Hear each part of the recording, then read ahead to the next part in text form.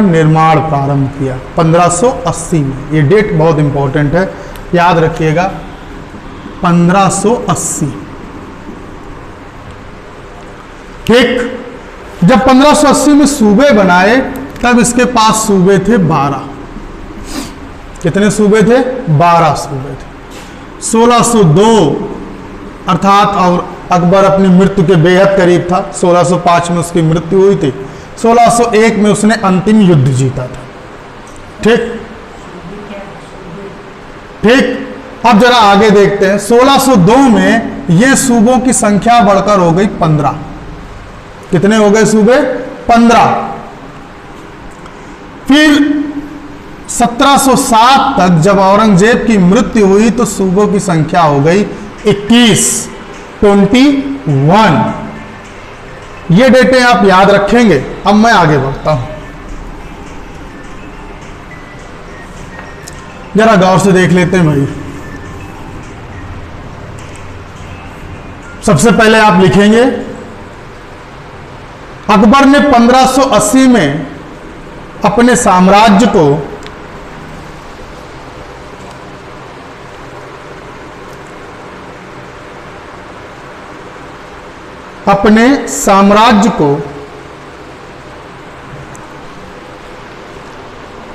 सूबों में, ब्रैकेट में प्रांत, स्टेट, सूबों में बांटा। तो आप लिख सकते हैं साम्राज्य विभाजन सूबा, इसे आप प्रांत कह सकते हैं, आज स्टेट राज्य जिसे कहते हैं। 1580 में इनकी संख्या 12 थी।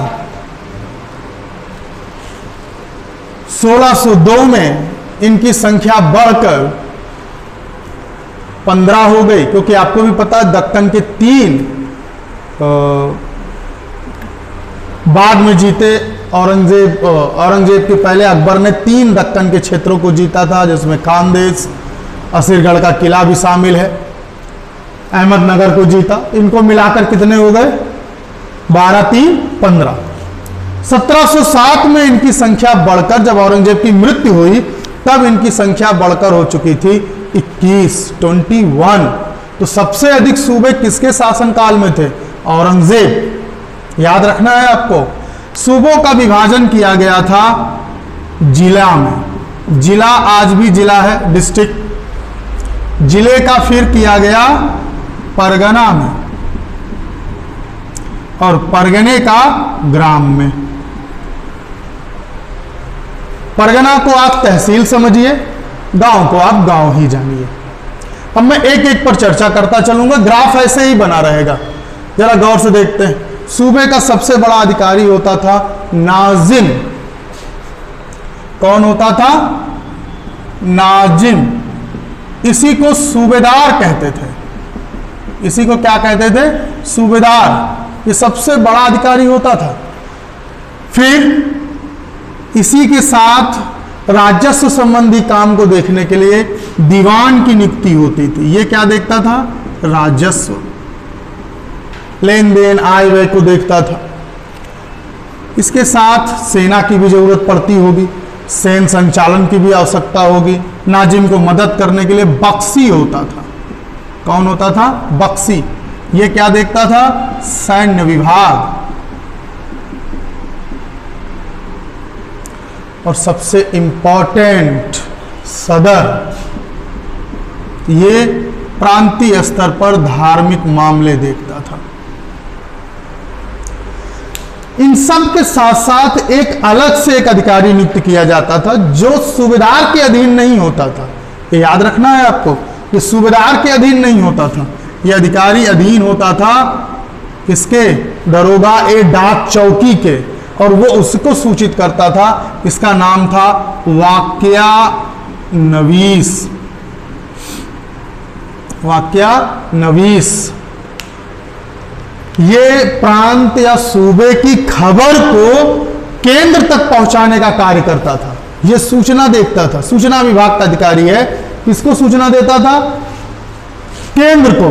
अकबर को यह सूचना पहुंचवाएगा किसी भी माध्यम से, कि कहां की? प्रांतों की। प्रांतों की सूचनाओं को केंद्र स्तर पर पहुंचाने का काम वाकया नवीस करता था। यहां तक याद रहेगा। चलते हैं आगे। फिर अगला है, मैं इसे मिटा दूं अगर आपने नोट कर लिया हो। फिर आगे बढ़ते हैं। अब है जिला।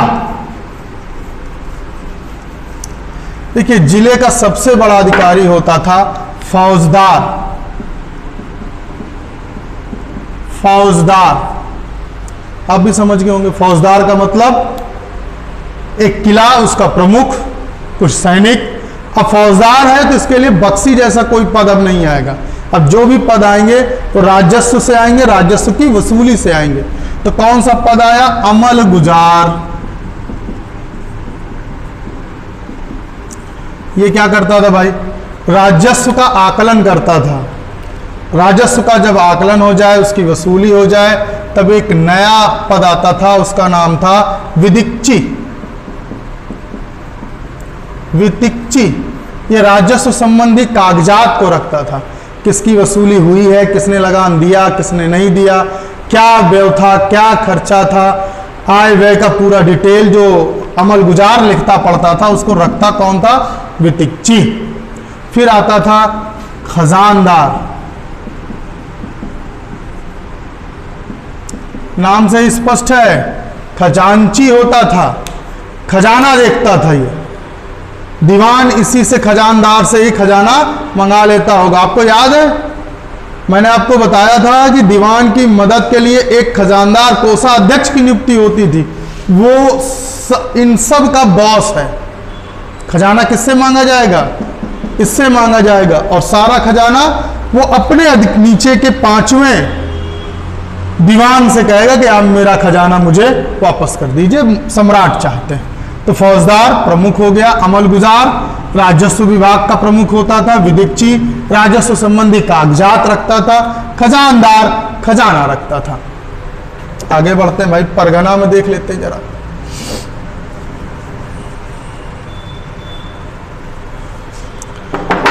परगने का एक उपनाम भी था और इसका उपनाम था सिक।